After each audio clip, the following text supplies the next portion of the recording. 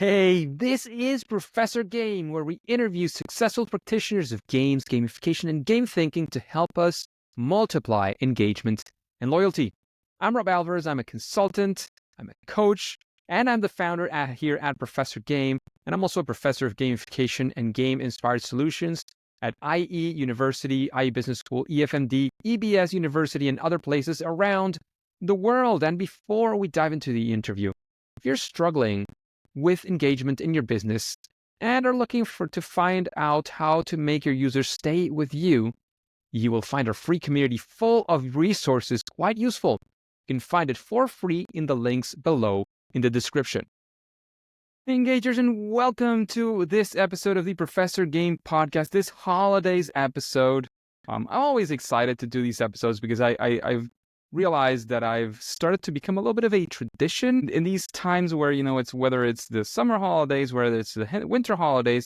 I do think that taking this opportunity to take even, just a very few days to take off and to reflect, I found that to be reinvigorating and getting you ready for many new things and opportunities coming up and all that stuff. So I'm going to continue to recommend that over and over again to you. But the first thing, and probably one of the most important objectives of this episode, is to wish you some very happy holidays, however it is and whomever it is that you decide to spend them with. I do wish you all the best. Enjoy. Again, take that little bit of time off, reflect, or just enjoy and have something different from what tends to be your day-to-day, your work, everything it is that you're doing. So I wish you all the best, whatever it is, again, your religion, whatever it is that you're celebrating. Most cultures are celebrating something during this season, or even just some time off from work. Please take that time to celebrate, to take some time with yourself, to think, to reflect, take some time with friends, family, whomever you want to spend that with. And I've always started trying to, when I do these solo episodes, to try to incorporate something and some of my reflections, some of the things that I've observed in the world recently. And right now, as you've probably heard me a million times say this in the podcast lately, I have a very young daughter right now. She just made 2 years old. And we started this, I think it's relatively new. I honestly haven't researched it too much, but it's a relatively new tradition, the elf on the shelf. I don't know if you've heard it. So we've started this, and I started to, after a bit of doing some of this, I started to realize that if you put on, as you like to know, I didn't realize that at the time when we created the logo. I'd like to say that I do, but I'm very, very honest when I talk about things. The glasses that you see in the logo, I like to say about, putting on some glasses. And when you see things through these glasses of games and gamification, you start understanding things from a different perspective. You start to see things in a different way, and you're able to analyze them as well a little bit. So I don't want to take too long, because this is essentially an episode where I want to, as I said before, congratulate you on the holidays and wish you all the best. But I did want to introduce some of this magic, so to speak, into the episode with the analysis of the elf of the shelf. And of course, it also is very much into the season and into what many celebrate as the Christmas season, and has to do with this elf on the shelf. What does the elf on the shelf do, or what have at least we been doing? I know there's a book that comes with it and tells you some recommendations and so on. So thing is, you get the elf on the shelf. He or she arrives to your home. You name the elf of the shelf. Our daughter decided on a name for the elf, of course. We said like 15 names before. She said, oh yeah, that's the one I want. And you put the name, you sort of have a birth certificate where you put the name down. So everything is very well wrapped into this theme. And one of the things that at least we've been doing, and I understand there's some small variations of this as well, is every morning when our daughter wakes up, she finds the elf in a different place, doing something, right? She's found the elf, on top of the milk that she has. She's found him on the Christmas tree. She's found the elf sitting on my chair. She's found the elf in many different places, and she's kind of always excited to find him there in the different places that he's been showing up, right? Yeah, our elf is a he in this case. There's a I want to know if there's a discussion on it or not, but there seems to be a bit of the sort of the lore of the elf on the shelf, is that, he's doing naughty stuff, or I'm not sure if it's kind of naughty or just, Home Alone kind of things. I'm not exactly sure.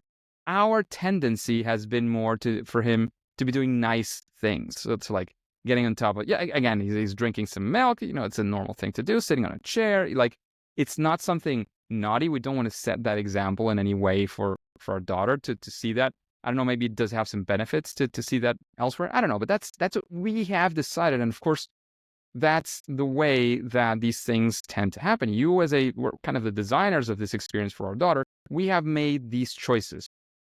Another thing that I wanted to highlight here is how well, whomever created this, again, quote unquote, new tradition, it fits into what we can call the Santaverse. This fits perfectly into Santa. The whole story, it's Santa in the North Pole. The elf comes from the North Pole and comes and visit nearby Christmas, leaves soon after Christmas to continue working with Santa. It's associated with the gifts that the kids get. So it fits very well into this whole universe. And the dressing is red and everything, again, fits in very, very well. So they did a good job. Just like recently in the past few years, we've seen how these universes from DC, from Marvel, from Star Wars, from Hogwarts, all these universes are sort of expanding around into different places. Lego, one of them, for example, that you see, the Lego pieces, there's Lego movies and Lego games of Star Wars, for example. So it's a whole extension of this universe. You see how Star Wars is having different movies and also games and also comic books. Everything, like these universes are sort of expanding. The Elf on the Shelf seems to be an attempt of expanding this Santaverse as well, sort of growing it bigger in many different ways. And at least in my experience, it's been relatively successful to that, as everything, as with Star Wars, with Star Trek, with The Lord of the Rings as well, which has had its expansions and so on, with Marvel and DC. Has its fans, people who love it, people who don't care about it, people who hate it. That's pretty normal. But I'm precisely talking about those people who would be a potential audience for that. In our case, our family. We would argue that it has been pretty successful. The other thing that is important and that I think is also a strategy that we see from games and we've learned from games and that can be applied in many, many different circumstances is that it's for a limited time. We were talking the other day, she's very, very young. Again, she's 2 years old. We're saying, you can start saying goodbye because Christmas is just about to finish. And, once Christmas is done, he's going to go back to Santa and to work in the workshop and do all the stuff that they do throughout the year because the elf is not going to be around. We're not going to be playing with, the same thing with the elf all year round because you kind of run out of arguments and stuff. And it's also fun to have some novelty and that kind of thing during Christmas. In any case, it is for a limited time, right? It starts, it ends, and then it's done. Then maybe it comes back, it's seasons and fortnights. Some things that happen, the season happened, and then some things might be brought back, some characters and so on. This happens the same way. Happens depending on how you decide to do it, but let's say somewhere near to Christmas, let's say November, and some say it's the 25th of December. Some might do it a little bit longer. But in February, you'll definitely, if you sort of follow the standards, so such a thing, by February, you'll definitely not have the elf around. So most of the year, the elf in the shelf is not going to be around. It's limited time. So the enjoyment is sort of focused in there, and that brings further joy to those things. It also associates to one of the things that we tend to do with our daughter is, as many kids we're blessed with the fact that she has more toys than she can play with in a day, for sure, and even in a week, I would say. So we try to put away some of the toys so she can play with some of them, and then we put some of those away and bring out quote-unquote new ones. They're not new. It's just that she didn't see them for a while, and then she feels like she can be excited and play with them again. So it is along those same lines also.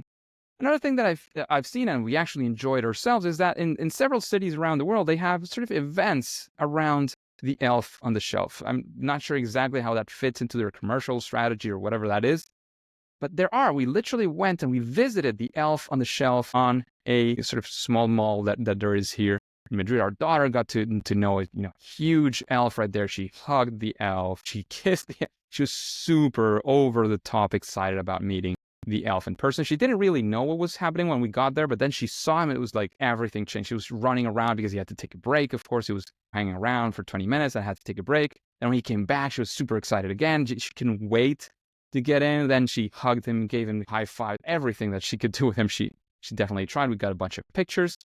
These physical gatherings bring those things that, in our case, there's no digital world for her, but from the books, from the stories, from the toy, but also into a real physical world, which we can again translate from the digital into the physical. That combination of different experiences, I think, is something that we've learned that works pretty well in different experiences, joining together the digital or the lore with something physical, something actually to do or to share with different people around in a specific place. This is definitely whoever created it is having a blast with all the trademarks and all the stuff that they created, because there's plenty of I don't know, merchandising and whatnot happening around the world of the elf on the shelf. They have books, they have the dolls and the toys themselves. These events are probably associated to them. They're selling others. Like, I'm sure that this was, just like many other things, it was created for a purpose, and it is serving the purpose quite well. And that makes sense. I mean, don't get me wrong. I think there is a good way that can happen if it brings further enjoyment, and it doesn't mean that you have to, I don't know, like, it's just, I think overall it has a very positive balance. One of the things that I see here and that I realize is you don't need to reinvent the wheel every time you're creating something. In their case, they did invent something pretty new. The whole elf on the shelf concept is new, but still it's not entirely new. It integrates into the Santaverse, as I said before. It has all these things that are already created, and it sort of fits very well. But even if you don't want to create something associated to something, you don't even need to create something new. For your business, for your projects, for whatever it is that you have going on, oftentimes, very often, you can use what is already out there, where people are already looking at, getting excited about. We mentioned a few weeks ago, I think it was one of our emails, we talked about Halloween and how the theme fits into what many people are getting excited about. Well, Elf on the Shelf did the same thing. You can do the same thing. Use whatever is happening outside in the world that fits whatever your purpose may be. If it's educational, for young kids, probably the Elf on the Shelf could be a good fit. Christmas in general, or the holidays, or the winter season, whatever is happening out in the world, see if there are ways in which you can integrate it to your project to bring, as I was saying before, something new, something that is quote unquote limited time offer, so to speak, happens for a while. It brings some novelty, changes some things up, and then it just leaves and something new comes in, or you get back to the same things that you were doing before, and then something new comes back, because you want to keep people excited about what's going on, especially if you're looking at this in the long run, in the long term, which when you're talking about real deep engagement and true loyalty, you don't tend to be talking about this in a one-off, in a one-time thing where you get to meet people and then it's over. It's like, well, this is a Snoopy Christmas. This has been going on for decades and it's been fantastic, but it's not like, very few people are living day to day, all day, around something that has to do with Snoopy. Every now and then bringing it back. In the case of us, holidays tend to have, we love the Snoopy episodes and the stuff during the holidays. So we bring up these sweaters. We have a couple. Our daughter has one. It has sort of a meaning. And then they sort of go back to where they were, and then they will come back at some point. So again, bringing these possibilities out from the world, integrating into existing, again, respecting all trademarks and all that stuff if needed, but integrating to those worlds, or even just taking from what is happening out there and using it for whatever your purposes are, is something that definitely could make sense for you. And I want to close this episode with a question. There's many theories and there's many people doing different things when the years are beginning, and you'll be seeing this episode very close to the end of the year or to the start of the year, hopefully, if you see it when it's going live, or you can see it later. It doesn't matter. Because what I want to ask from you, and I'm not going to still reveal what it is that I do, and to be completely fair, I've done different things as well. But in any case, I don't want to tell you exactly what I do, because I want to hear it from you. When you're looking into a new year, some people love to, think, oh, what are my objectives for 2025 in this case? What am I going to achieve? Do you reflect back on what you made in 2024? Then you look forward to 2025, make a plan of what the year may look like, and so on. There's other people who say, you know what? January is just like another month. Let me plan the next month ahead, and I'll continue to do that. Other people say, you know what? I'm not a planning person. I just continue to go with the flow, or I'm just going to plan the next day, the next week, and that's it. What does it look like for you? Do you, when the year ends, do you set these sort of new year objectives, or, personally for your business? How do you do it? What do you do when these days come? And the answer, again, could be absolutely nothing different. Or it could be, I change everything and I take a few days off to just reflect on what's coming to the new year. And everything, of course, everything in between. So I'm going to leave you that question. What do you do when the new year comes from the perspective of planning towards that new year, that new month, that new week, whatever that looks like for you? So again, engagers, as we love to say often in every single episode, at least for now, and for today, it is time to say that it's game over.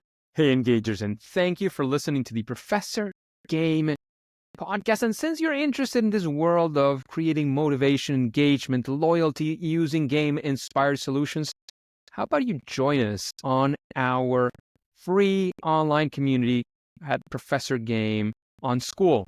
You can find the link right below in the description, but the main thing is to click there, join us. It's a platform called School. It's for free, and you'll find plenty of resources there. We'll be up to date with everything that we're doing, any opportunities that we might have for you. And of course, before you go on to your next mission, before you click continue, please remember to subscribe using your favorite podcast app and listen to the next episode of Professor Game. See you there.